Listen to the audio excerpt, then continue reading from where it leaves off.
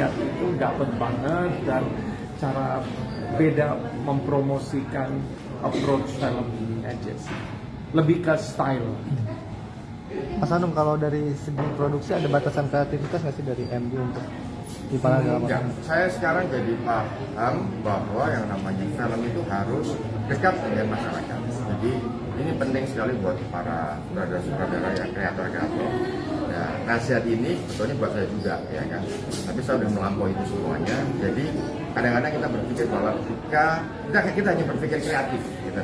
Berpikir kreatif hanya semata-mata wah aslinya begini, jadi kita harus melakukan eksplorasi kesana, tapi tanpa berpikir pada penonton mau nggak menerima itu.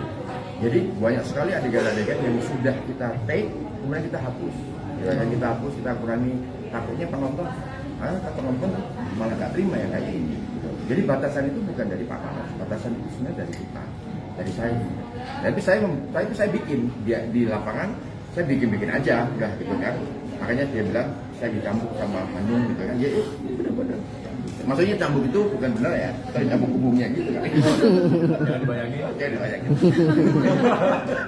Enggak, maksudnya kita bikin aja gitu. Dan saya juga minta izin sama mereka. Saya bikin dulu ya, bahwa ini semua nanti akan tayang di editing atau kita tampilkan atau enggak.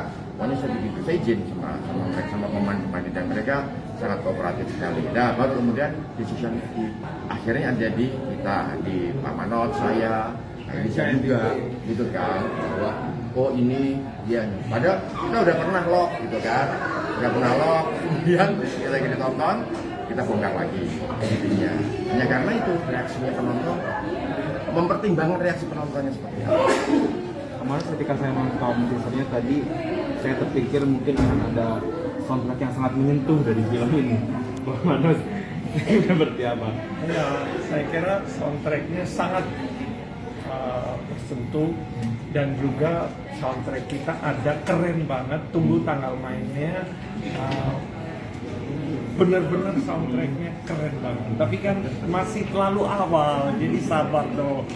Kita kan banyak strategi, katanya apa promosi dari film ini, banyak yang akan kita tampilkan, dan benar-benar ini kali kita mau gambar doang ya, gambar dengan musik yang sangat subtle, very underscore musik yang gambar yang berbicara. Berikutnya boleh kita ngomong tentang soundtrack. Pak Manoj, kan ini tadi bilang hara-hara cemas. Sempat ada di debat kusir nggak sih dengan Mas Hanung, atau diskusi panjang? Terus selain debat dengan Mas Hanung, ada nggak diskusi dengan pihak lain seperti mungkin pakar agama atau konsultan gitu loh? Ya, jadi kalau saya sama Mas Hanung, kalau debat sih selalu debat, tapi kita debat di kertas ya, untuk kebaikan proyek. Jadi nggak ada siapa Mas Hanung, siapa saya, itu kita pisahkan. Ini skrip dari sutradara, ada komen apa, mau bawa kemana, kita cari solusi yang terbaik ya, itu yang sehat ya bagi saya. Dan kita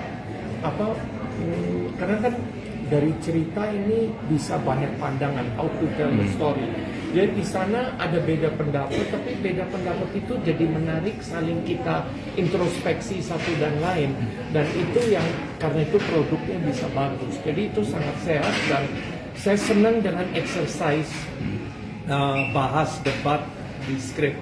Dan ya kita sampai berapa ya, 26 draft, sampai sedetail itu kita mau terbaik mungkin, dan kita mulai skripnya dari bulan April. Dari April terus Andy mulai dulu, tim kreatif, terus masuk dari komen dari Melissa, terus habis itu dari sutradara, kita bahas. Jadi akhirnya sangat puas dengan diskusi, debat yang kita lakukan untuk di Paragama Maut. Dan konsultasinya lebih ke internal, dan dari timnya Mas Hanung juga yakin apa yang dari sisi mungkin saya percaya kalau dari sisi agamanya, biarpun saya bukan Islam, tapi kan jadi saya enggak. Kita ada tim, Pak. Kita ada tim yang advice kita apa yang tidak. Ya. Kasih green light, red lightnya ditentukan. Kita nggak melanggar sesuatu, tapi ada values yang very much ada di sana. Davina, untuk sosok Rani sendiri, kamu memerankannya seperti apa sih? Seperti apa ya, Rani itu karakternya sebenarnya dia adalah adik Mbak Nisa yang sangat akrab dengan kakaknya dari kecil, dan bisa dibilang dia sebenarnya anak yang manja. Anaknya itu butuh seorang di sampingnya untuk ngebimbing, dan ya akhirnya ketemu Mas Aris pas sudah besar. Ya aduh, kata-kata survivor. Intinya kurang lebih seperti itu. Biasanya dia tuh anaknya manja, dekat banget sama ibu, sama kakak perempuannya juga.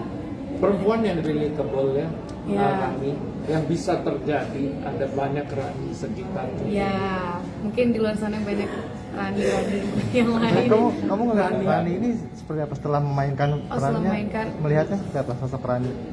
Jujur aku malah kasihan sebenarnya sama Rani. Kasihan. Karena ya sebenarnya dia awalnya yang nggak paham apa-apa. Dia anaknya juga keras kepala, dan Umur 19 tahun. 19 tahun baru lulus SMA untuk pengen mulai kuliah, ya seperti itu. Cuman ya emang ada struggling setelah bertemu beberapa hal. Tapi jadinya ngeliatnya kasihan aja sih ngeliat Rani. Seharusnya dia tidak seperti itu. Adu kemisi sama Deva sendiri gimana? Nggak berat. Nggak sih. bagus. Nggak dong. Jawabnya nggak dulu sih. Gue maksudnya nggak berat, karena di luar sana pun juga Kak Deva suka ngobrol, suka cerita, dan apapun sih, kita nggak harus tentang skrip, cerita tentang apa yang pengalaman Kak Deva, curhat-curhat. Jadi ya sebenarnya nggak begitu sulit untuk bangun chemistry sama Kak Deva. Pak Manus, alasan Mei sendiri nih, mungkin setelah kita dihantui dengan badai rawuhi dari MD, habis itu Ivan adalah maut, gimana Pak Manus akhirnya Mei? Oke. Nah, saya lihat gini ya, anggap aja ini bukan MD. Jadi tanggal kan harus yang sesuai yang bagus. Menurut saya bulan Mei pertama-tama saya nggak sabar pengen di film ini. Animonya sangat tinggi. Dan kedua, bulan Mei itu masih belum ada banyak film asing. Ya, film Hollywood kalau lihat tuh lagi banyak yang mutunya lagi. Nah, memang karena writer strike, actor strike, jadi banyak film delay. Saya mau manfaatin kesempatan itu, momen itu. Bukan balik lagi, bukan saya takut lawan film Hollywood, selalu kebagi layar. Jadi kalau kebagi layar sayang, karena di Indonesia kita hanya 2.200 layar, masih kurang. Kita harus pintar manfaatin momentum. Nah, itu aja strateginya. Nanti bulan Juni, Juli udah keramaian, bisa aja, dan bulan Agustus, September kelamaan. Maunya ini cepat udah jadi, memang ini timing yang paling tepat di bulan Mei. Menurut saya strateginya sih, dan dari tim marketing juga, dari tim MD marketing juga setuju dengan strategi. Deva, tadi di teaser kayaknya ada menangis dan banyak menangis nih. Boleh diceritain gak sih? Ya itu kakinya keinjek itu. Kayak nangis. Ya iya, apa ya? Judulnya maut. Maut dia. So, Saya aja tadi ditanya tanggapannya setelah nonton, saya bingung mau ngomong apa, karena lebih kerasa ya. Jadi maksudnya coba untuk ngerasain lagi momen-momen itu, gitu. Pas kita mengadegannya, betapa saknya gitu. Ya kalau tadi dilihat emang nangisnya emang Aris seharusnya menangis. Ini drama terberat kamu nggak? Hah? So far, drama terberat. Drama terberat, ya karena yang di samping saya ini loh. Saya dipecut terus. Tapi senang, maksudnya ini akhirnya bisa kerja sama lagi sama Hanung setelah sekian lama gitu, dan kembali dengan semangat yang berapi-api gitu, luar biasa sih kita ngobrolnya. Jadi saya tuh selalu percaya bahwa diskusi dengan direktur itu adalah sarapan untuk aktor. Nah, sarapan dengan Mas Hanung itu adalah sarapan yang bergizi. Jadi selalu cukup lah amunisinya. Mas Hanung, untuk mengeluarkan potensi terbaik Deva di film ini, kasih treatment apa? Deva, Ya. enggak, Deva itu sebenarnya cuma sudah tertempa dulu ya, udah memang aktor dari sejak sebelum kan mau jadi aktor. Nah, tinggal saya merangsang dia untuk membayangkannya sebenarnya sama.